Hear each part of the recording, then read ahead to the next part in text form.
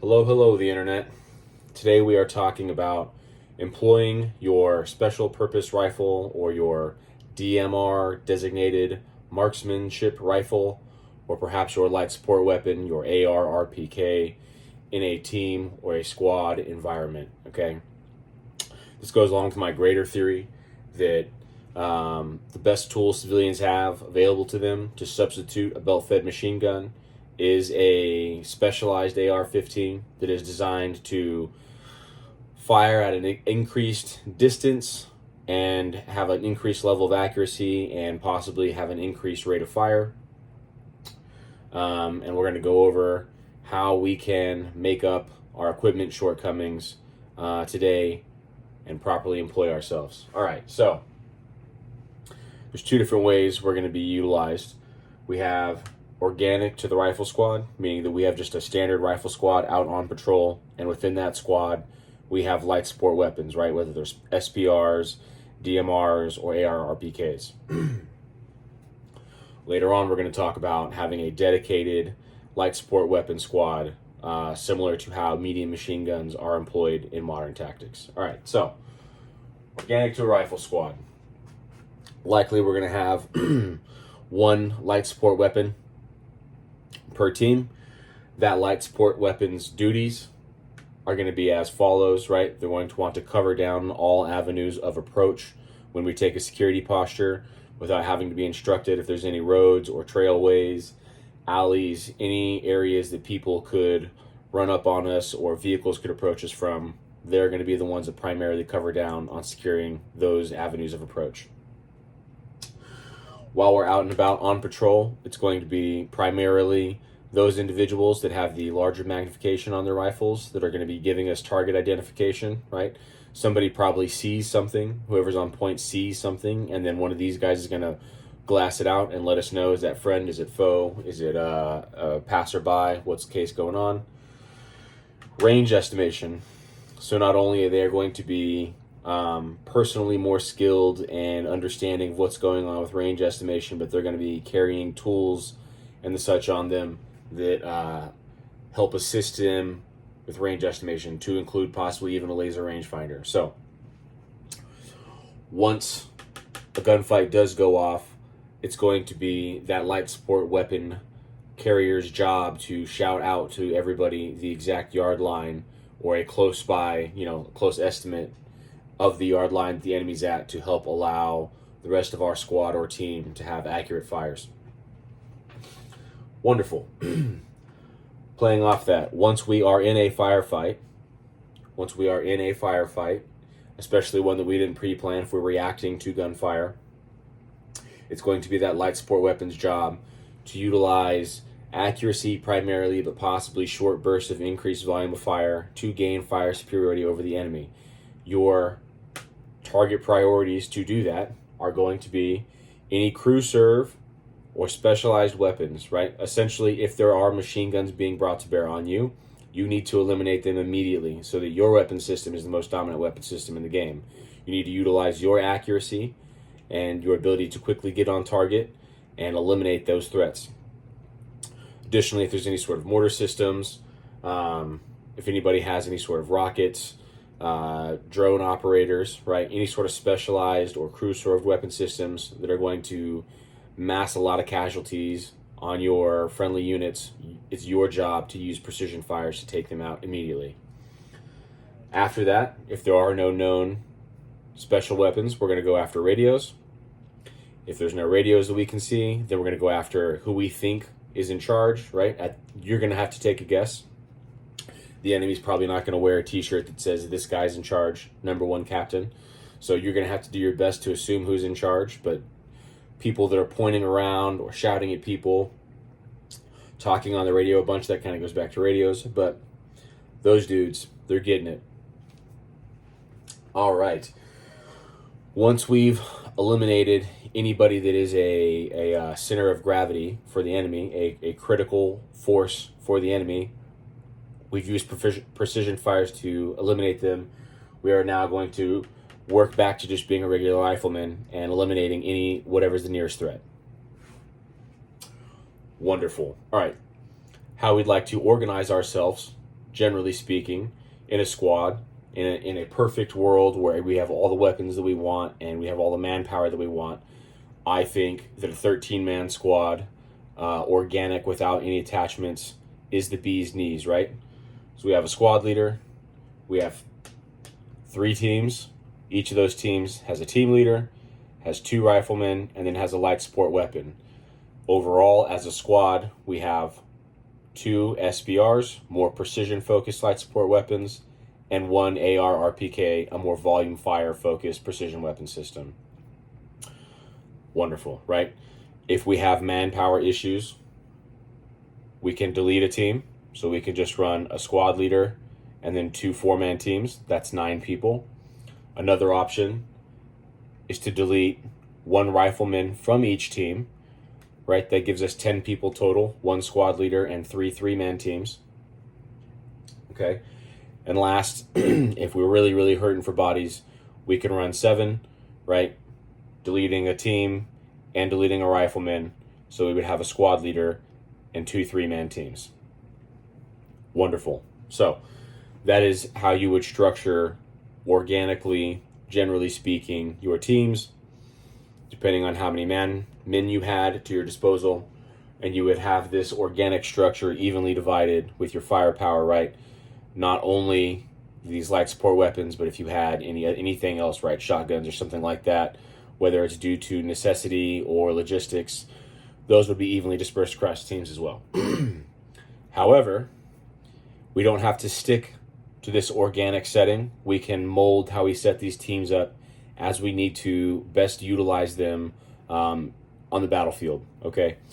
Generally speaking, if we're reacting to contact, we're going to stay in our organic setting just because it's going to be already a chaotic situation, and it's best to use command and control pre-established. However, if we are setting up a deliberate attack, then we are setting in place in a not chaotic environment, so we can go ahead and task organize. And it's very common to have your light machine guns, or in this case, your light support weapons, separate, detach from their teams, and form their own team, right? So let's pretend that we're going to set in an ambush right here.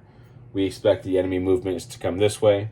So our ambush is going to be L-shaped with support by fire here, and our linear riflemen strung across this axis right here. So rather than just pulling one team with 1 light support weapon to be the support by fire, we're going to pull all of our light support weapons off.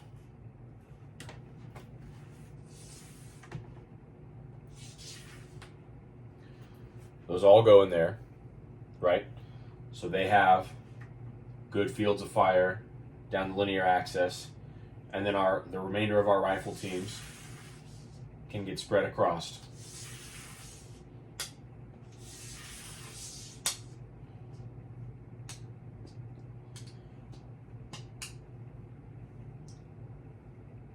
All right. So, as a quick note, this is all going to be situation and situation, terrain, and personnel dictated, and I don't want to spend too much time talking about it because it's not the point of the video. But when you split this up, you a lot of times you want to redivide your leadership, right? In this exact scenario, you might decide to leave your squad leader in your support by fire, even though typically I don't like having my squad leader as a squad leader being in support by fire. I want to be on the assaulting element. But in this exact scenario, where we had 3 full 4-man teams, perhaps it's best to leave that team organic, this team organic, this team organic, and then I will be the leadership element at the support by fire. Okay? But if we only had reduced element size,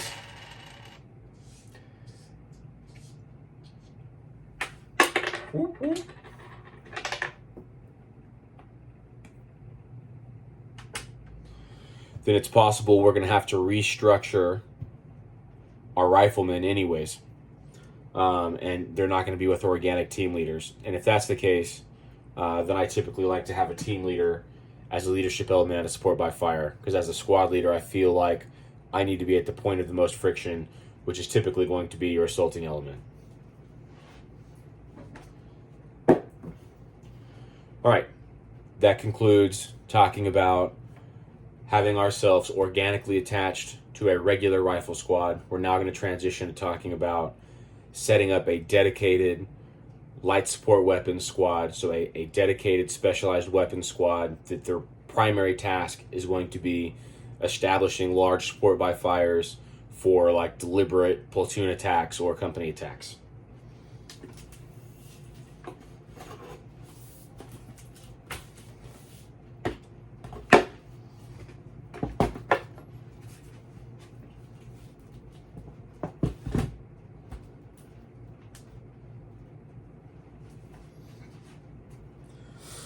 All right, beautiful. So we're now talking about a light support weapon squad. Okay, so this light support weapon squad, in my opinion, we'll talk about the squad makeup real quick.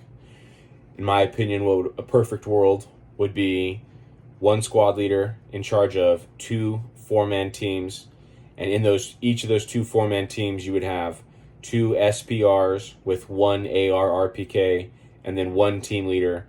All right, that team leader, he's likely carrying, his primary job is spotting and helping those shooters work through any problems they have, malfunctions, managing weapons systems getting too hot, and ammo conservation and distribution. So his primary weapon actually is probably binoculars, but he is likely carrying a shotgun if we need shotguns or we have to use shotguns. He has one of those, right? A good task for these team leaders would be drone defense impromptu. If we get drones in the air, they would be good people to walk away and hope that these shooters are competent to deal with themselves and they can deal with the drones. Wonderful. Our squad leader, he is probably carrying a bolt gun. I think would be a good thing for our squad leader in this setup to carry.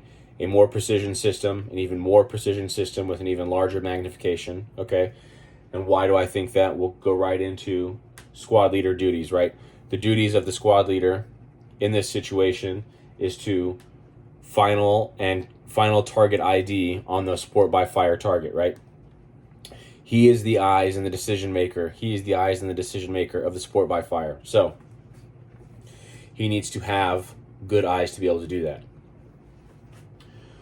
Also, he is going to be the primary person making the general win call for the entire support by fire throughout that day. If you've shot precision, you know that win calls are one of the most difficult things. He should be the squad leader of this light support weapons team, should be the most senior precision, the most seasoned precision shooter. And so it's going to be up to him to be making the primary win call. Obviously, team leaders and individual shooters can make slight adjustments on their own, but he should be dictating the primary win speed according to his judgment for the day. All right. He also is there to manage the overall suppression, right? So he's going to dictate what kind of suppression we're doing, like how much, right? Whether we're doing talking teams, talking guns, which we'll get into that in a second, or going at the cyclic rate, et cetera, et cetera. He's going to be dictating when we do shift fires and lift fires, right? And the reason that he is dictating all of that is because he is the point of contact with the assault element. He's the guy that actually has the radio that's talking to the assault element, and he has the big gun with the big glass on it, so he can use that glass to monitor the assault element and the lead trace and understand where they're at and when we need to shift and lift. Wonderful. Along with that larger bolt gun and magnification optic that he has, he probably also has the best optic, right? Binoculars, spotting scope, possibly thermals, something along those lines. Squad leader's going to have. He has to understand intimately where assault is at and what is going on the target sites that we are affecting as a support by fire. Team leaders, they are right there. They're not actually shooting their gun, but they are in the kneeling or the sitting or the modified prone just behind their shooters who are in the prone. And their duties and responsibilities are to have their binoculars out and be spotting for their individual shooters. And as I already covered, assisting their shooters keep their weapons in the fight, right? Distribute ammo, make sure nobody's shooting too much ammo, make sure that people are managing the heat of their weapon systems and telling people to stop shooting if necessary before weapon systems damage themselves. Okay, and helping clear malfunctions and manage other guns in the team picking up fires if a gun goes down from a malfunction while they clear that malfunction. Wonderful, wonderful, wonderful. All right, talking guns. So, talking guns is a tactic you can use in a support by fire where instead of all of you shooting at once, you each shoot one at a time. That way there is continual sustained fire on the target without everybody having to wear their guns out or expend all their ammo, right?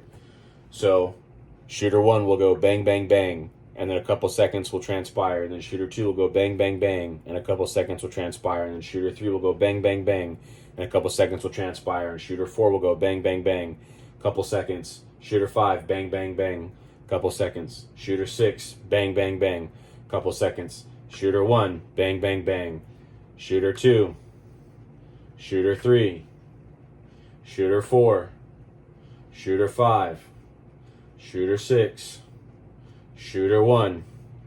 I apologize if that's repetitive, but I have seen simple concepts escape people if it's not thoroughly explained. Going with that same concept, if we also are trying to conserve ammunition and not get our guns too hot, but we need more rounds on target than that, we're going to have to go to talking teams, okay? So this team would shoot all 3 shooters in team 1, bang, bang, bang, bang, bang. A couple seconds transpire. All shooters in team 2, bang, bang, bang, bang, bang. A couple seconds transpire. Bang, bang, bang, bang, bang.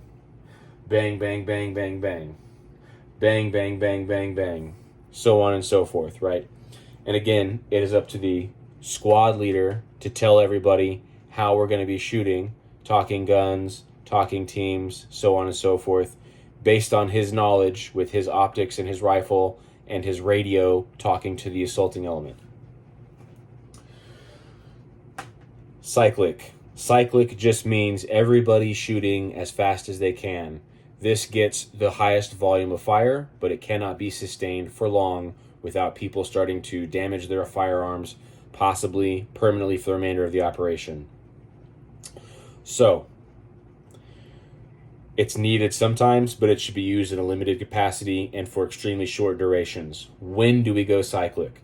Typically, we go cyclic when we are loading into that support by fire, right? So when we're the first thing that happens when we're doing an attack, whatever it is, doing the assault, launching that assault element out, initiating the ambush, starting the raid, whatever we're doing, is going to be the support by fire, all guns opening up at the cyclic and just devastating that target area as much as they can, hoping to completely demoralize the enemy and cause a mass casualty event instantly, right?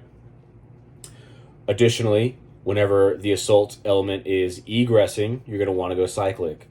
And then lastly, anytime the assault element is stalled or come under fire that they are unable to maneuver through, going cyclic for a short period of time is something you can attempt to do to regain fire superiority and dominance of that battle space.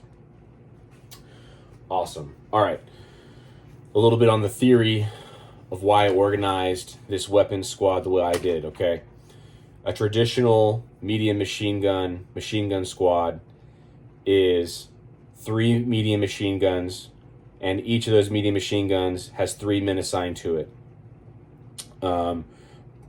You have a shooter, an A gunner, and an ammo bearer who also carries the tripod. So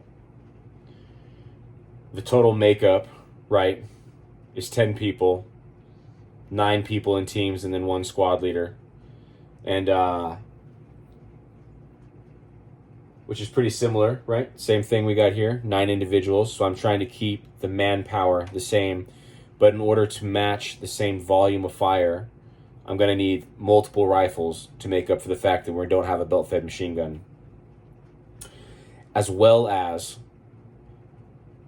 belt-fed machine guns, for lots of different reasons that we're not going to get into, operate by creating a cone of fire, right? So they are not precision point accurate systems. So you're not trying to shoot somebody in the chest or the tee box. You are spitting out a cone of bullets, and though not any one shot can you predict exactly where it's going to go, the whole cone stays accurate, right? You don't have zingers outside of that cone. And then you can move that cone of fire wherever you want and create area suppression. Okay? It's difficult to recreate that with an AR-15 no matter how you set it up. Even if you make it fully automatic, even if it has a increased heat distribution on its gas port, etc., etc. Okay? How we can recreate that is by having multiple guns, all right? If I tell all three of these people to shoot at the same time at that car or at that building without even having to micromanage it, they're each going to pick a different exact point on that car, on that building, and begin to engage at perhaps a couple different points. And then collectively, as a group, they will create a cone of fire effect on that area target that I want them to have suppression on. So the more the merrier for the cone of fire effect and the amount of rounds on target, but also we have a manpower and a logistical and a command and control limitation as well. So in my semi-professional, never did this in real life because this is a civilian application only theory in my head opinion, I think this is probably the best setup. Okay, now you could modify this, right? It doesn't matter if you don't have to have two SPRs and a AR-RPK. They could just be three guns. The three most longest range type shooting ARs you got in the squad. Put them together. That's a light support weapon team. These guys, he doesn't have to carry a bolt gun. He doesn't have to carry a shotgun. It could be whatever. That's just my personal perfect world detailed. What I think they probably what I would like them to have. And you can adjust this, right? You can have another team. You can have 3 teams in a squad if you want, right? If you got the manpower for that and you want to do that for your attack that you're doing, that's fine. You can have 3 guns, right? You can have a 5-man team, 2 5-man teams. So 4 guns instead of 3 in each team. You can reduce it and have 2 guns in a team. Have a 3-man team. Just 2 guns and a team leader. So you can modify this however you need to, as you can do with everything, obviously.